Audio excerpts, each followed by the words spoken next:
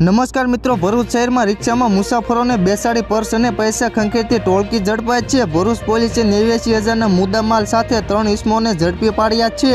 આરોપીઓ મુસાફરો પાકીટ અને રોકડા રૂપિયા કાઢી લેતા હતા। આ ટોળકી રોજ શહેરમાં આવી તેમની રિક્ષામાં બેસતા મુસાફરોને નિશાન બનાવતા હોવાની ફરિયાદ ઉઠી છે, જેમાં ડિવિઝન પોલીસ વિસ્તારના રેલવે સ્ટેશન સર્કલથી ફ્રૂટ માર્કેટની સામે રોટરી કબલ સુધીમાં જૂના તવરા ગામના યુવાનને રિક્ષામાં બેસાડી રિક્ષા ચાલકે સહિત તેના 2 સાગરીતીઓને ગત તારીખ 3 એપ્રિલના રોજ ખિસ્સામાંથી 15,000 રૂપિયા રોકડા કાઢી લઈ ફરાર થયા હતા।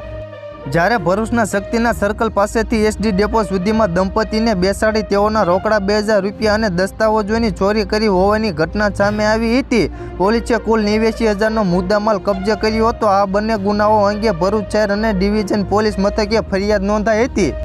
ગુનાની ગંભીરતા જોઈએ ડિવિઝન પોલીસ મથકના પીઆઈએ સ્ટાફના માણસોને આ ટોળકીને ઝડપી પાડવા સૂચના આપી હતી। પોલીસે તેમની પાસે ઓટો રિક્ષા, 3 મોબાઈલ ફોન તેમજ રોકડા 18,000 રૂપિયા સહિત કુલ 89,000ના મુદ્દામાલ સાથે ઝડપી પાડ્યા હતા।